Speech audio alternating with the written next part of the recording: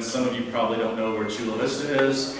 It's the second largest city in San Diego County, just south of San Diego, the city of San Diego, and just north of the border of Mexico. One of the fastest growing regions in the state of California, home to an Olympic Training Center and a lot of other great things that Dennis will talk about. But the two cities combined are the majority of the population in the greater San Diego region. So as I said, I'm with Cleantech San Diego. We are a trade association that was formed around 9, almost 10 years ago to really accelerate the development and deployment of renewable and clean technologies in the greater San Diego region. Fortunately for us, some people may say unfortunately for us, but I would say fortunately for us in California, we sit in a state with a pretty progressive regulatory infrastructure that really supports the development and adoption of renewable energies. Our utilities are required to meet certain renewable energy goals. The governor has set very strong and ambitious goals around renewable energy and energy storage and electric vehicles. And that in and of itself has created this marketplace that we really benefit from in the state of California and also in San Diego. When the organization was first started, like I said, 9 years ago, we counted about 125 companies that were operating in the space in San Diego. That number is well up closer to 1,000 today. And again, it's because of a lot of things happening around the universities, around the utility, and within our state and regulatory scheme that the state has. Already lost the clicker, here we go. So let me, before starting, let me introduce our panelists, and I'm going to make a few remarks, and then I'll turn it over to the fine folks sitting at the table. So Cody Hooven is joining us today. Cody is the Sustainability Manager for the City of San Diego. I'm actually going to read a brief bio. I know they were in the programs, but they're not in the program in your hands, so just so you know who's up here. Cody coordinates sustainability policy and planning for the 8th largest city in the country, San Diego.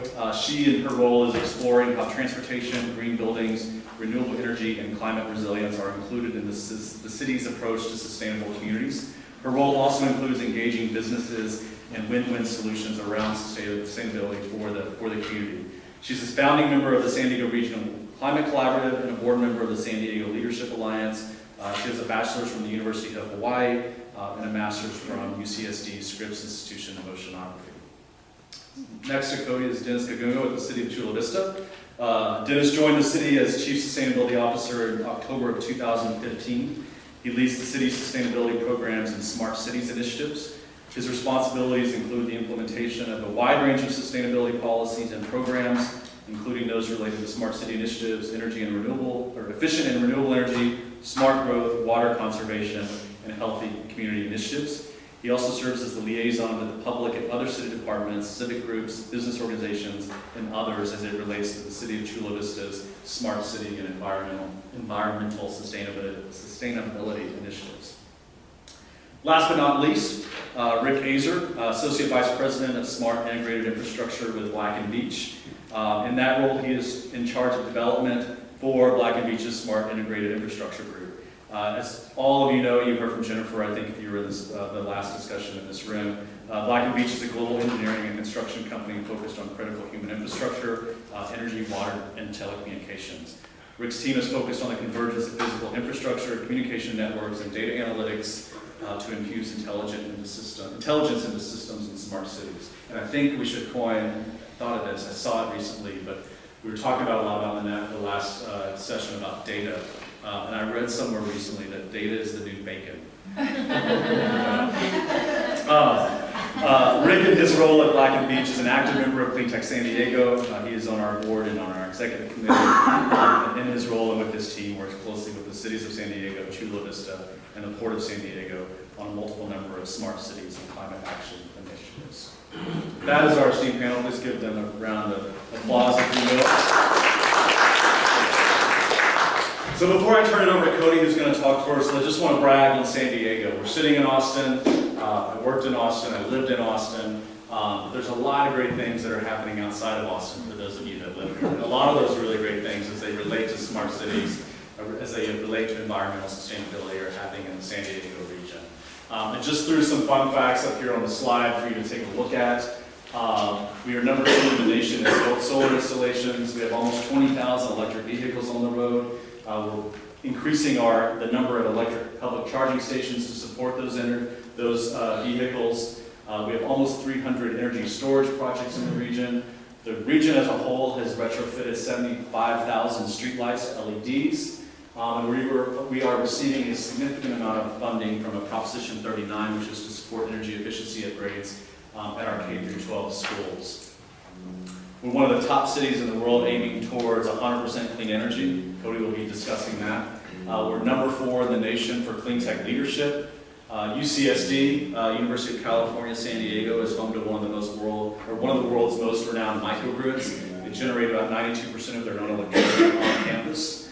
Hopefully all of you have seen it, and if you haven't, you should. But San Diego is the only U.S. city to be profiled as one of National Geographic's smartest cities. There's a documentary out there on that really talks about all the great things that are happening in San Diego, not necessarily just from a smart cities perspective as we would all define it, but also talking about the quality of life, the educational systems, our ability to produce really great craft beers, a number of different things. A lot of those things are featured in National Geographic's documentary, so I recommend you watch that. We also have the largest concentration of military personnel in the world. And when it comes to energy, that's significant. As we all know, the military is a significant user and consumer of electricity, and their ability to change things as it relates to renewable energy and energy independence and security is pretty significant.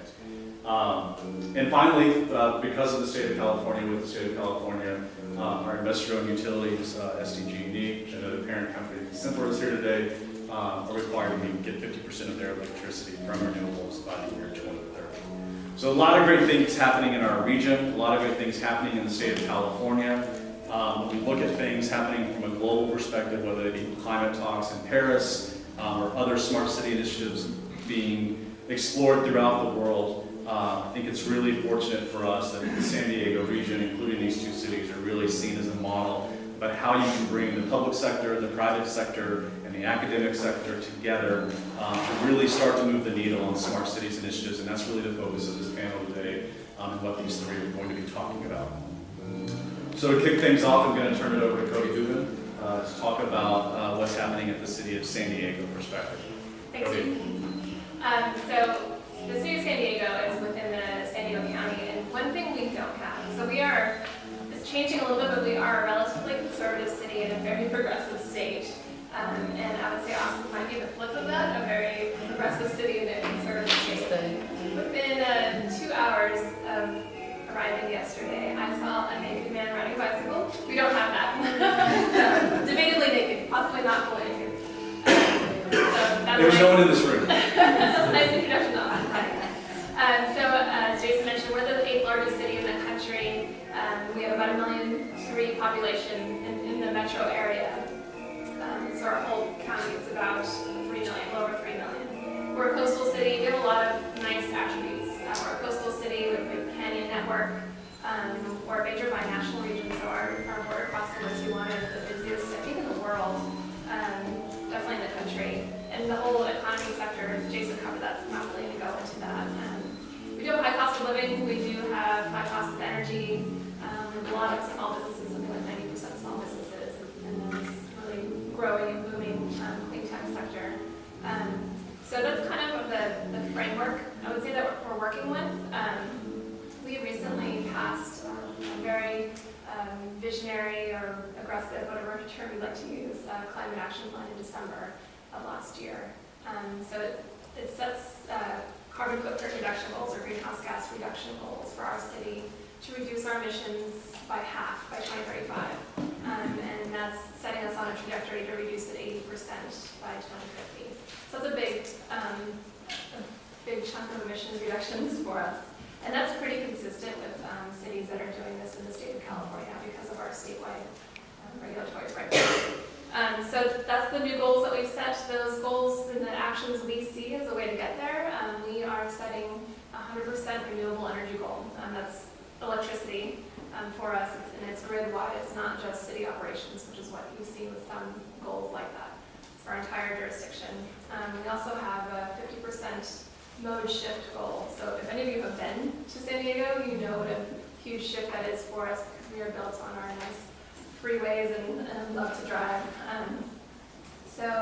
And then zero waste goal and looking at energy and water efficient buildings and climate resiliency as well for us. We're thinking about sea level rise, our wildfires are big for us, water supply is a key factor for us to consider, which also plays into energy. We're looking to diversify our water supply sources quite a bit. We're very dependent on either the Colorado River or the San Francisco Bay Delta. And if we want to generate more water at home, that's a huge energy load for us as well. So some of the cool things that we're working on, I'm not actually sure how long you're going to talk, so Just keep talking. just going to keep going. Some of the cool, fun things we're working on besides that broad climate action plan. So setting all that up, we used to be a very kind of beachy, under the radar town, especially overshadowed by LA. So we're definitely diving all in to the smart city concept and initiative. And I like to say when I do some talks, we don't want to just be beautiful, we want to be smart too. So that's where we're headed, and we are all in. And some of the things we're working on recently, we do have a smart street lighting project.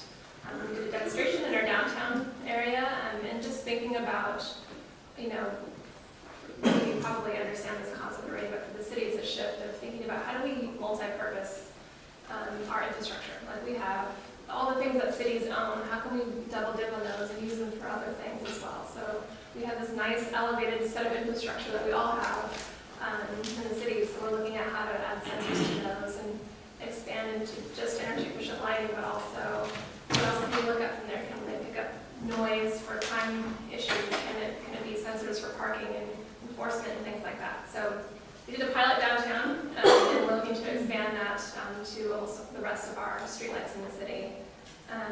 We're working on this Envision America program as well. It came out of the White House in the city of Charlotte, and we're looking at using our streetlights as a template to do a very unsexy sounding project of revamping the way cities procure projects so that we can actually keep up with technology. And if any of you do work in cities, I'm assuming you work in government, by the time you get excited... You can be proud and raise your hand. Yeah, be proud. And if any of you work with cities, by the time you get excited about a piece of technology and actually move forward to procure it, it's like versions, we're on 1.0 and they're at like 5.0 now. So we're trying to think about how we can do that better and be more nimble. We are also working on partnering with not only the private sector, but our university as well. We have several just world-renowned universities, and one project where we're trying to pull all these smart city concepts together is under this Metro Lab network. That's again a White House initiative. There's 26 of these hubs around the country where it's a local government and university partnership, and they're going to tackle a lot of issues of city challenges and how the universities and their research and their high-skilled folks can help us tackle these projects. One last fun issue we're working on. So being the sustainability manager, I'm trying to really merge these concepts under economic development, how we can bring our innovative and talented workforce and this clean tech sector to bear on the sustainability challenges that we have to tackle to kind of make that a win for everybody. So one little way we're doing that is we're planning a hackathon. And cities have done this before, but we're really opening up we have an open data initiative, so really trying to open up city data to this hackathon and not just walk away with it when it's done, but kind of cultivate these concepts that come out of the winning ones, maybe not all of them, but some of the winning concepts and say, can we help build those and provide a space, working with Cleantech where they can, if it is a viable business opportunity, turn it into a business and the city can actually utilize those to solve some core challenges and kind of create a nice life cycle of technology and sustainability in business altogether. So maybe I'll stop there and wait for questions. Yeah. Some of the things we're doing. Sounds good. Thank you, Cody. So next, turn it over to Dennis with the City of Chula Vista, San Diego's southern neighbor. Well, good afternoon, everyone. Again, thank you for being here. I do have some Austin roots. I used to work for Deloitte Consulting, public sector practice, just down the street, so it's good to be back. As Jason mentioned, I am the Chief Sustainability Officer for the City of Chula Vista, and primarily manage the environmental services conservation group and also the smart cities initiatives. Now, it wasn't really clear when Jason asked how many people here have heard of Chula Vista. Okay, that's not so bad. That's great. One of the things that they read the program. Good job. One of the things that I really enjoy doing when I am sit on panels such as these, especially out of state, is I get to talk about our city. And I get to talk about all the cool things and wonderful things that we're doing. So just a real quick high level about the city of Chula Vista. Chula Vista literally means beautiful view. Those of you who have been to Chula Vista, I'll show you some pretty cool slides. I mean, it is one of the most scenic places on this island. As Jason mentioned, it is the second largest city in San Diego County, about 260,000 plus population. And the unique thing about the city is that it has one of the most developable land in San Diego County, which is really unique in the sense that we have a lot of opportunity going for the city. Chula Vista, for the folks from Boston and up east, we have 3,055 hours of sunshine every year, which is absolutely something that we try not to take for granted. We also have one of the only year-round U.S. Olympic training centers set up by the USOC. And we've also been named one of the top smartest cities in the country. Chula Vista basically is really at the forefront of climate change. We have a proud history of climate change. We've been working over the last 20 years on actions and policies to fight climate change. And we're actually one of the first cities in the country to develop a CO2 reduction plan. And one of the first jurisdictions in the country to really assess those issues regarding climate change and begin to plan and develop strategies to address those. We also did receive the 2015 EPA Climate Leader Award for innovative partnerships. And as Jason mentioned, our mayor was one of the 14 mayors from the U.S. to attend the climate talks in Paris, COP21. So it does make us feel very proud to have stood there with our partners in the world to really showcase that we're serious about climate change. So, really talking about smart cities, and I say this not to be flippant about it, but we do also own the ownership of the city of the future because of our vision regarding smart cities. And as Rick and some of the folks in the room with Black Veatch will know, our city leadership identifies that Chula Vista is really trying to position itself to be a leader globally in terms of smart cities. And some of the things that we're actually doing is what I will really get into some detail and talk to you about. We have plans to accomplish this vision through a joint master development plan with the Port of San Diego. We're looking to transform over 530 acres of waterfront property, and we want to develop this as a smart city initiative.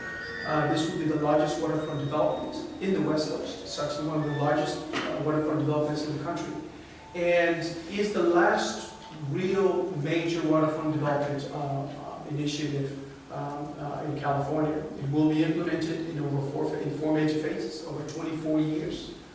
Will include future development of 3,000 new hotel rooms, 1,500 new residential units and 7 individual towers, a million square feet of office, retail, and retail office, conference, and retail space. And it will also include 200 acres of parks and open space that will be open to the public and will help to protect the sensitive habitat and coastal resources. So as I mentioned, this will be a smart waterfront initiative, so we're looking to use innovative technologies to enhance the livability and workability of the location. And we'll use this as a test bed, because it will be isolated. We'll use this as a test bed to look for viable technologies that we could be able to deploy and then eventually scale up and expand citywide. For a project of this size, as those of you who've worked with city governments know, that we have to have support, because a project of this size really needs all the stakeholders to come together and work together with one objective and one mission, and that is a successful implementation of this initiative. So the project has extremely strong support.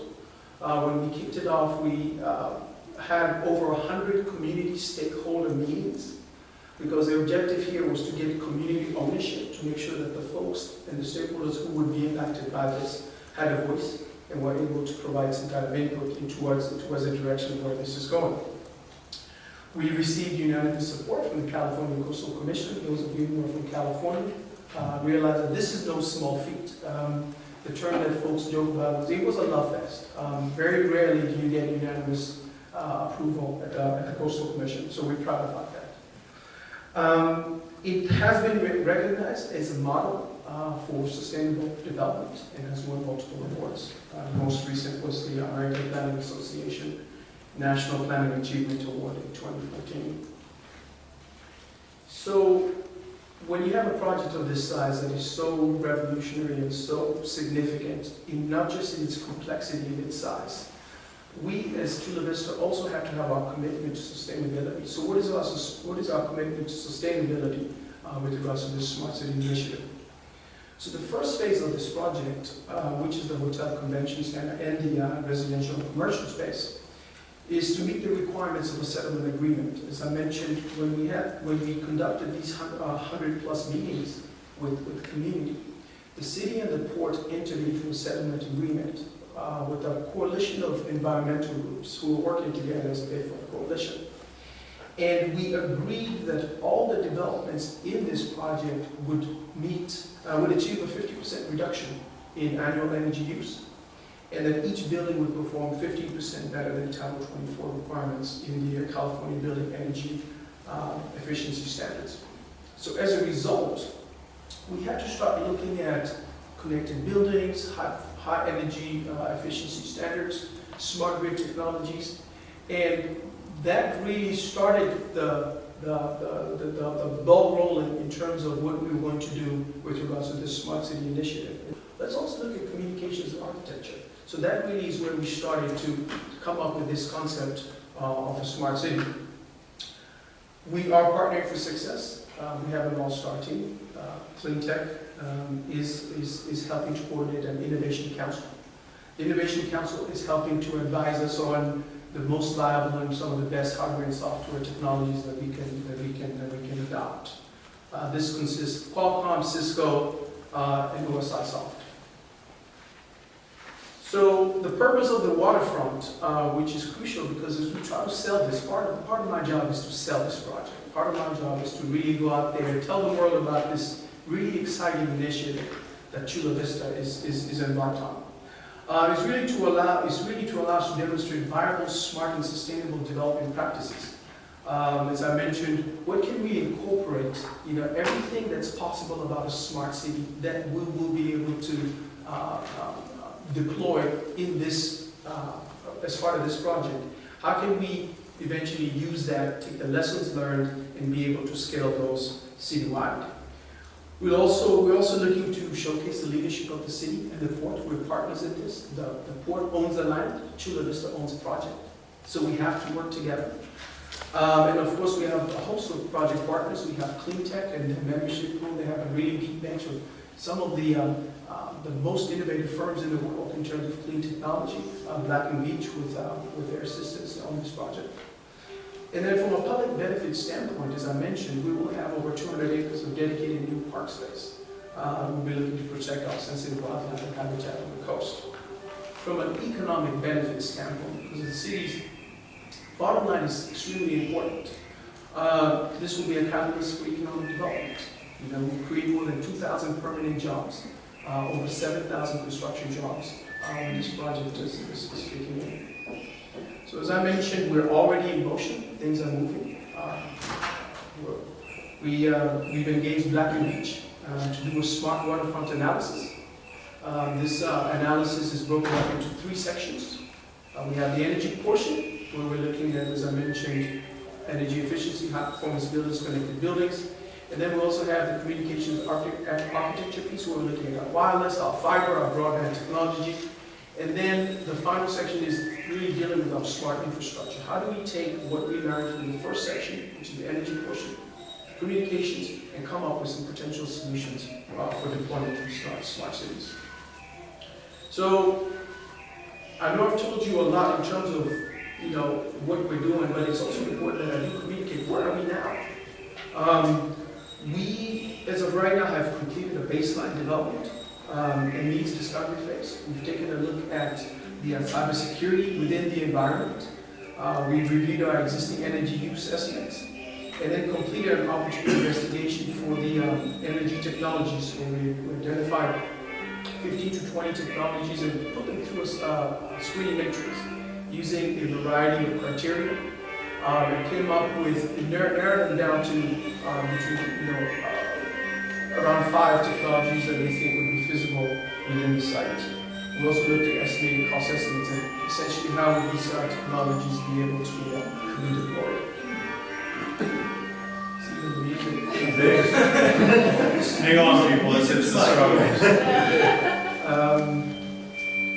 From a communication standpoint, we've developed some decision frameworks, and this is hugely important because many cities and many jurisdictions that have gone out there trying to deploy smart cities don't really do this right. And the planning is the most important. So these frameworks will help us be able to select the best networks. So we're looking at things like scalability.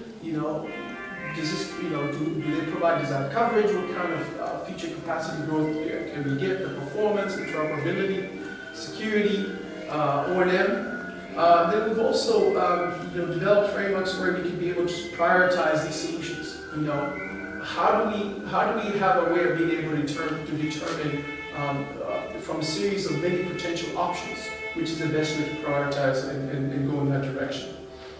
And then with regards to Cleantech, we feel that it's hugely important that we also take advantage of what's in our backyard. So we've conducted surveys for firms in our region and essentially give them an opportunity to tell us what is it that they're doing so that we can be able to see where we can partner. So that in a nutshell is where we are, and more than willing to provide more detail. Great, thanks Dennis. So as Dennis alluded to and even said, there's a lot of collaboration, there's a lot of opportunity that really comes from cities working with the private sector. And we see that very much so in San Diego with companies like Black Veatch, Cisco, Intel, Qualcomm, OSIsoft, and many others. And a great partner, I think, in at least a number of the institutions and organizations in San Diego is Black Veatch. And Rick Azer and his team there are leading those efforts. So Rick, I want to turn it over to you to talk a little bit about Black Veatch. Okay, thanks. I'm trying to talk over the cacophony of chaos out here. I think that's the theme of this conference is chaos, right? Yeah, So, well that's part of what planning is bringing order to chaos and really taking control of the adaptive approach of what's out there and using it to your benefit. So I'm hoping we can use Devo's background to our benefit in some manner. So I'm going to talk a little bit about what we're seeing from as a technology company associated with cities and municipalities, and how we sort of taken this diverged road from our traditional large project background into smart city and smart city infrastructure type projects. And then again, alluding back to the discussion the panel that was just held before lunch, if any of you were here, talking about how smart utility can be a beginning place for smart cities to emerge from, the foundation of energy being so important, and then the layering of communications that then allows certain kinds of applications, services, or methodologies to reside. So very close linkages with what's gone on with smart utilities and the smart grid as a launching point for smart city.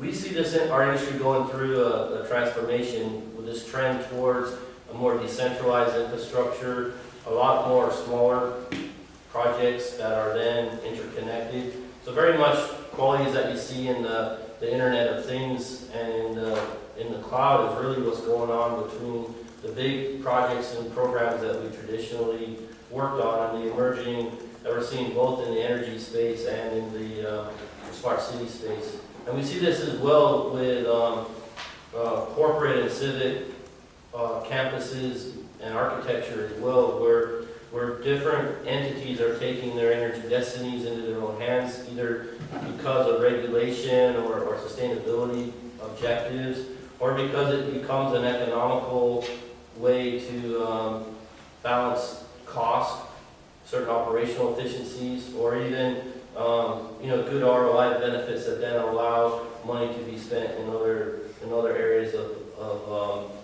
the city. Talked about data being the new vacant. I had a thing of That's gonna stick. small is the new big, and this trend towards these small projects, and as they aggregate up into very big things, I think is what we're going to see more and more of as time wears on, and a lot of that's going to shift from utility to city and municipal infrastructure. Let's see. Yeah, so I talked a little bit communication technology, and then the platforms that enables is really this fabric that ties all this together. When we look across at what cities are facing, we see different levels of urban challenges, aging infrastructure, and the desire to leverage new capabilities. And a lot of that gets into how do we handle this rapid pace of urbanization, this denser concentration of people, resource, economic activities. How do we improve those areas? And you have a great opportunity with a greenfield 530 acres site for 24 years of growth plan for there. But a lot of our cities and cities in general are already there. And so how do you begin to layer in smart concepts into those cities to make them safer, healthier, more productive places that have larger economic benefit? And even within Chula Vista, very different economic zones, from this bayfront development to an older city core to the growing suburbs on the edge of town. And each one of those has different requirements that all can benefit from smart connected kinds of infrastructure. Wanted to mention a couple other things. So one other concept I wanted to bring up, we can get into it as we talk, is just what are some of the factors going on right now that's leading to smart cities being so relevant today and at this moment. And these trends are things that have been developing for some time, but they're sort of converging and coalescing all around this last year or two. That's really helped explode the concept of smart city and the I was going to say hype, but it's not really hype, but just excitement around what can happen with these kinds of concepts and spaces. And some of it's very mundane stuff, like pervasive wireless data coverage, so that the carriers have built out their data networks via LTE coverage all around that allows for high-speed data transport. The transformation of the public carrier plans, going from voice to more data-rich plans, where they're taking advantage and understanding, these kind of devices and sensors and little things that connect and provide bits of data that turn into the analytics and the intelligence that's needed to provide wise city operations. The miniaturization of those processors, so the ability for these small little things to show up on sensors, the long battery lives, to have processors embedded in them, that allows for the edge processing that we talked about earlier today, so that not all that information has to come back, but plenty of it can, that provides those rich data streams for analysis. Cloud computing in general, where there's a place for all this information to go and reside and be structured and then be pulled from to make intelligent decisions. One new area here, the rapid pace of development of deep machine learning and artificial intelligence. We might be hearing some of that back here, but the ability for machines to learn on their own and then to share that information. A lot of people have talked about sort of rise of the machines and what does that mean for cities and industry going forward. There's a very evil sounding component of it, but there's also a very beneficial component too of the wiseness that can come to give the kinds of rich information that allow good decisions to be made. And then also just the rapid improvements of visual displays and of analytics to be able to compile and show this information in a way that's meaningful, that allows for that communication to happen and decisions to be made. And then lastly, vast improvement to battery life and the possibility of energy harvesting to get rid of that last wire. And that's the one that's still hanging out there, is that power wire, and that as as technology progresses and we're able to look at different ways for devices to maintain their lives and be able to communicate for longer periods of time, it's going to really enable the kinds of data collection and communication that would be most beneficial for us. So those are some trends I just wanted to kind of highlight. And our goal in working with San Diego and Chula Vista and Cleantech San Diego and the region is really to one, help and develop these opportunities, to build a reference and a framework for other cities as well. Because I think what we'll find here will have broad applicability in other parts of the country and in the world. And as our company being so broad, we're eager to leverage that across multiple municipalities. And then lastly, one other thing just in terms of approach. So a lot of different approaches for how cities are engaging their smart city path or journey. You heard a couple of them here.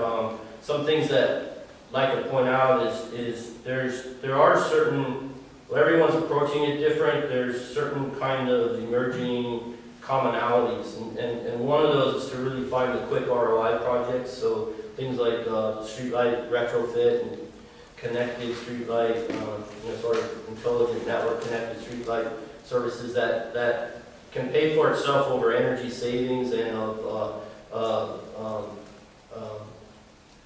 maintenance savings, operational savings over time, and start to see the opportunity for more and more smart city projects to happen. So it's those quick ROI wins. There's parking wins that can lead to revenue really fast. We're looking at different ways to network connect parking applications within municipalities. And these high-profile kinds of payback projects can start to add a bunch of support to smart city initiatives. And then the other way is to really take that kind of that master plan view in mind too, of identifying the goals and priorities, the stakeholder input, the things that Dennis talked about, and how important all that is to gather that advocacy and leadership from the cities to help push for some of these initiatives that can take a while to develop. So by working both of those angles of the quick wins plus the visionary strategy can get to a point of smart city development that gains momentum. So with that, I'll turn back to you. Great. Thanks, Rick. Thanks for your perspective. I think what is exciting, not only does Black Veatch kind of bring this worldview to our region, but then they can take what's happening in our region and share that with the world in terms of the work they're doing and the teams that they've assembled around the globe. So it's a great opportunity for us in San Diego. We're going to open it up for questions, but I'll ask a couple to start off with. And Cody, I'm going to start with you. Rick kind of compared the city of Chula Vista and the city of San Diego in terms of greenfield development versus not greenfield development, right? And you're obviously working on the not side of things and working with a city that's pretty well built out, not a lot of greenfield development. So what are the challenges that you see for a city like San Diego where it is pretty much built out? There's not a lot of new construction, and where there is new construction, it's kind of in a silo. About really what are the challenges that you see in terms of integrating a lot of these smart types of technologies in a city such as San Diego? So I guess I would say that probably one of our bigger challenges is getting our staff to look outward. For years, cities have been really good about looking at their own operations and how we can improve things we do, and really taking a moment when we do our greenhouse gas inventories, realizing the big bang for the buck would be not our own operations, but actually everybody else's.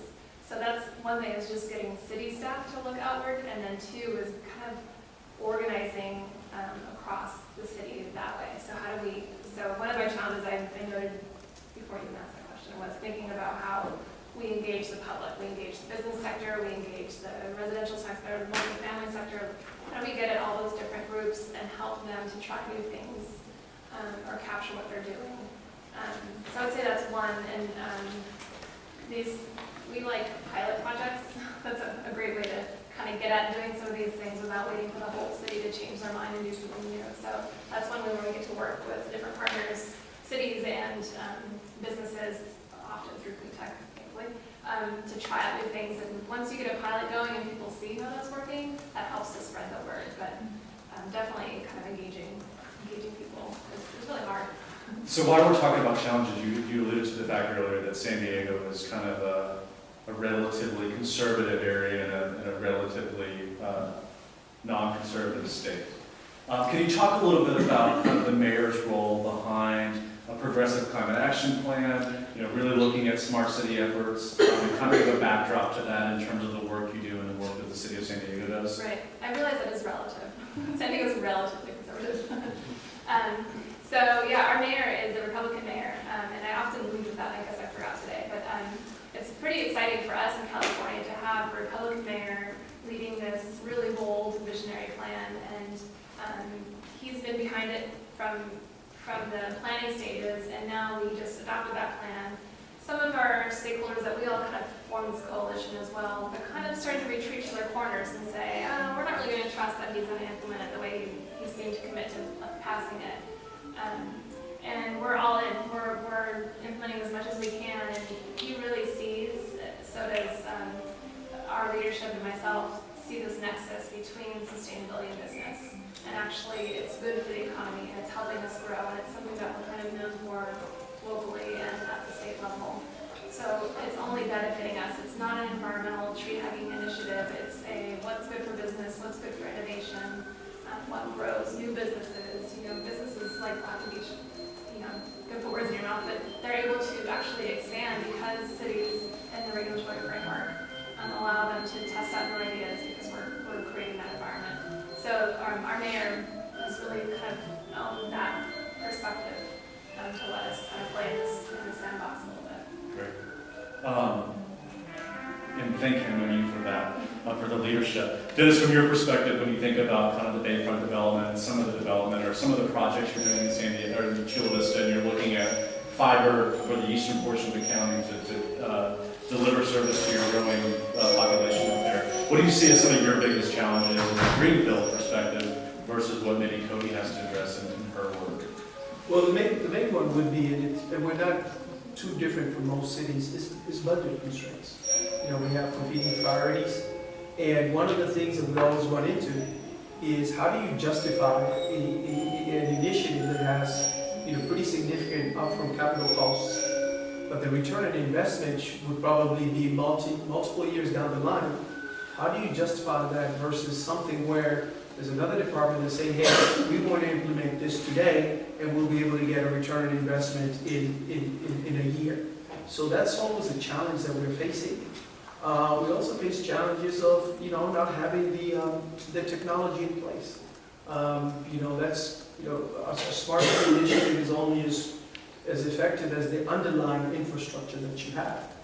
So there are certain areas within the city that are a little older. There are also other areas that are newer. Just trying to make sure that we have an IT infrastructure that's broad enough to be able to support some of these is a challenge.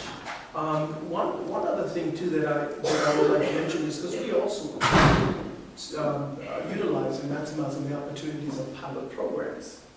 And what we found is that there are benefits of having pilot programs, but there's also some unintended consequences of pilot programs because the risk of having these isolated implementations, when you want to start having some kind of seamless integration, we have found that could be restricted.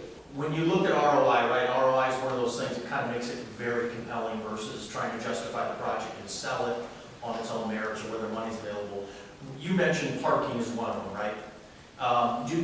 Give me an idea from your perspective of what you measure in your world as to what would be the low-hanging fruit from your perspective as to what would be those 2, maybe 3 targets that you feel, just from a gut instinct. I'm not looking for hard data if you don't have it, but that would drive that ROI. In other words, for example, a lot of the tollways, for example, are moving into the, called tolls or the new tax, right? So as we transition out of the current environment we're in into an obvious new environment, these tollways are hitting, the airports, the parking, and because they do it already. So in your world, give me an idea of what you think are those ROIs that would be the primary drivers to justify a smart build.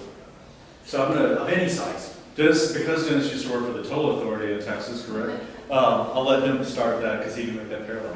Well, I'm not going to speak to the toll authority, I'll speak to what they're doing now. Well, the key thing that we find as far as low-hanging fruit is having data that's easily accessible in real time, that allows us, to be able to do some kind of analytics and have what we would consider predictive analysis so that we can be more effective and efficient. I mean, as a government, we're in the business of providing services.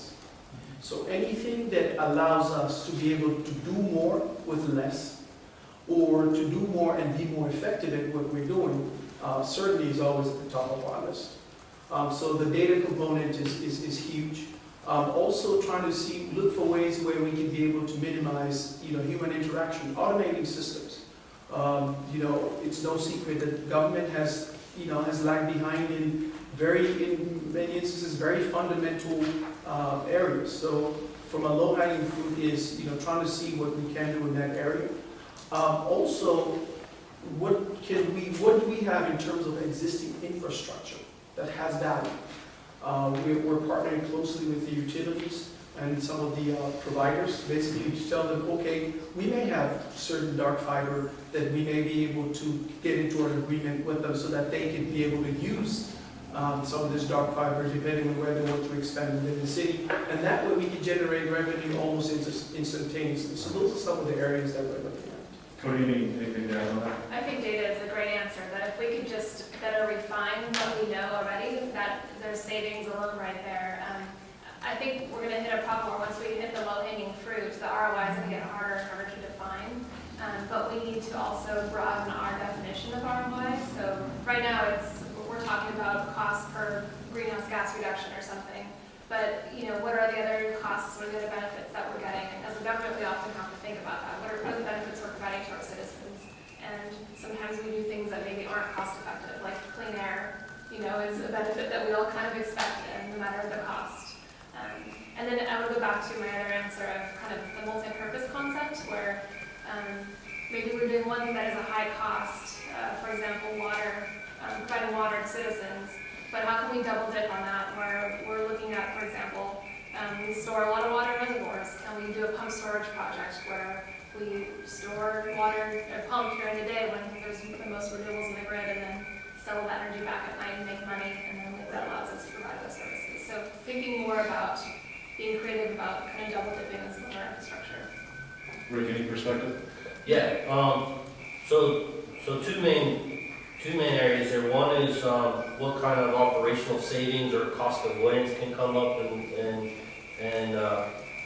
we spoke to that a little bit. But examples of that are through network connected smart street lights. So you can have a lot of energy savings, by converting from sodium to LED kinds of technologies. You can save 50-60% of your electrical costs. So that works for the kinds of municipalities that don't own their own power company as well, where they can save on that operational cost and then invest that into other areas of the city.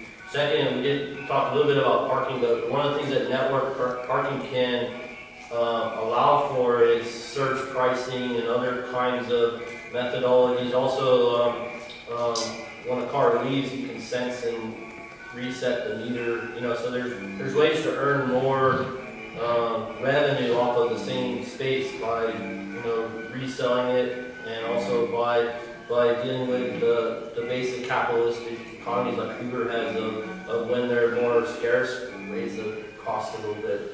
So that's another. The Port of San Diego has implemented some similar types of parking technologies in that regard. Yeah, and you see it when you go downtown on ball game nights, and all the garages cost more, or the streets have those kinds of capabilities to operate in that manner as well. And this communication technology of presence and awareness and time can make all that happen. Jeff. So my name is Jeff Mucci. I'm with RCR Wireless News. In our point of view, the smart city is really based upon a smart communication infrastructure. Historically, the mobile phone companies and fiber companies have been at odds with respect to municipalities, and the perception is municipalities try to make all their money off an incremental light pole attachment revenue or right-of-way revenue, when In fact, if they would take a different point of view, it would be an enabling technology that would unleash new services, new revenue opportunities. So my question for the two cities is, have you changed your mindset about the way you treat and engage with new partners like the fiber companies and the mobile phone companies? Well, that's a great question. One of the things that that our leadership has identified is that they clearly understand that a relationship with the providers that is mutually beneficial is the only recipe for true success. So even as we engage with the different partners, we always look at it from the standpoint of, from a partnership standpoint. We do realize that, you know, one of the key things that we use, that is one of the factors that we would have to consider when you're deploying any smart city initiative is public acceptance.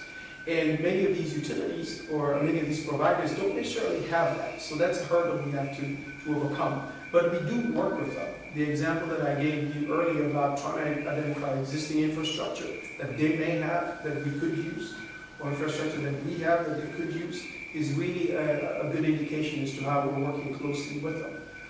We also realize that by tying in some of the strategic goals of these providers, tying that into our economic objective of where the city is going, where are they looking to expand? You know, if AT&T or our local provider is looking to have some significant investment in infrastructure in a certain region of town, well, we seriously have to look at that area as a way where we can maybe piggyback on that and help to grow some of our economic development initiatives. Cody, you can go. Yeah, I agree. We have to look at, you know, we have to fix our potholes, all the infrastructure complaints that you all hear all the time. So a lot of times cities are not, all the time I would say, we're not trying to make a buck. We're trying to just pay our bills and provide more services. So I think in the past we actually have given away some good deals when times were good or whatever, but now we're getting a little smarter about that as well. That we're not trying to make a buck for ourselves, but if we can maximize the benefit here, and in economic development we do a lot of trading where, okay, we'll give an incentive here as long as we see a jobs benefit to the whole over here or something. So we do a lot of thinking that way. And I think so we're open to those partnerships. So getting a little bit more savvy about how to do that. So it's open. Yeah. So case in point, when you swapped out the light poles, you went to a whole new light pole infrastructure. Did you integrate base stations and backhaul and that sort of thing so that at least you had a shell there so that it would enable densification of mobile networks or putting in public safety, surveillance, and that type of thing? And that's really phase 2 of the streetlight project in San Diego, Okay. working with GE and some others. It's now using that wireless kind of hub that's been created for that mesh network downtown. I'm going to go to you. Yeah, no, I was just, my question, I think you guys on that just a little bit. And I know that public-private partnerships have kind of been in favor, fallen out of favor, been in favor, fallen out of favor. But I hear things from all cities that we represent. We're in about 30 different cities as their city engineer. And we hear this collapse of, hey, we don't have enough capital to do the things we want and we know are right for our citizens. And I guess the question I would just ask is, there seems to be tremendous pent-up capital. And are you guys looking really at partners who would look at, you know, 10 and 15 and 20-year paybacks as good investments right now, as partners in this as maybe widely as you could? And I'm just curious to your answers. And that's a great question. So one of the things that we're doing, and we're working with Black Veatch, is we initiated a fiber assessment study. And a key component of that fiber study is to look at, again, you know, what does the city have in terms of infrastructure? But not only that, well, what does it mean if you're going to come to the table and begin trying to negotiate for some of these multi-year, long-term agreements? What should that look like? What are some of the things that as a city we should make sure that we focus on? And we're finding that to be hugely beneficial because that will be our playbook as we start to engage many of these private sector companies. And I think just real quick, the city of San Diego is doing a very similar study with Black Veatch and even internally about their fiber and where is their dark fiber and how can they use that to the economic benefit of the city.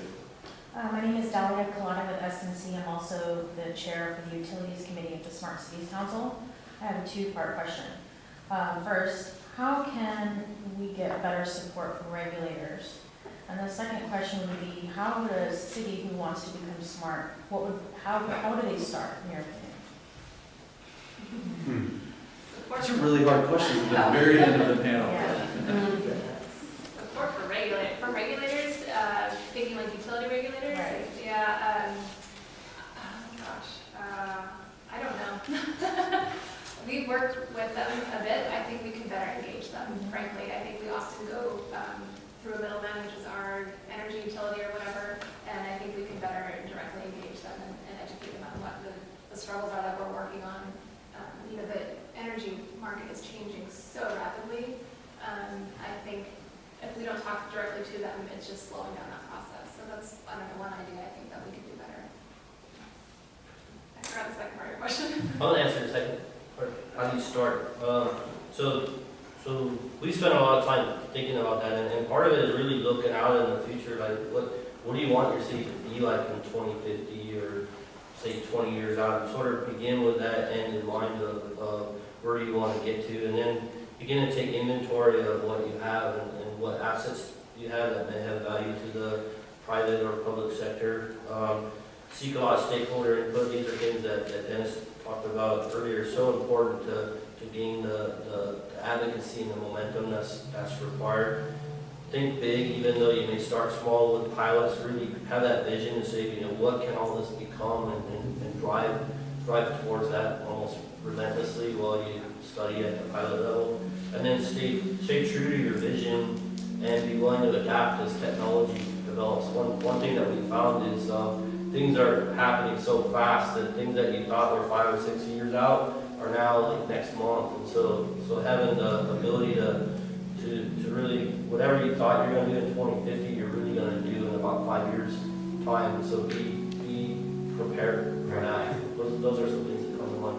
And I would say, as a shameless plug for myself, I think when cities have organizations like Cleantech San Diego or Think Big in Kansas or Cleantech's here in Austin, organizations that can facilitate a lot of these types of activities and the conversation, elevate the conversation, I think we play a critical role and a crucial role as well in kind of working with the different stakeholders, bringing the stakeholders together, being a neutral third party to convene folks and have conversations. I think is really important as well.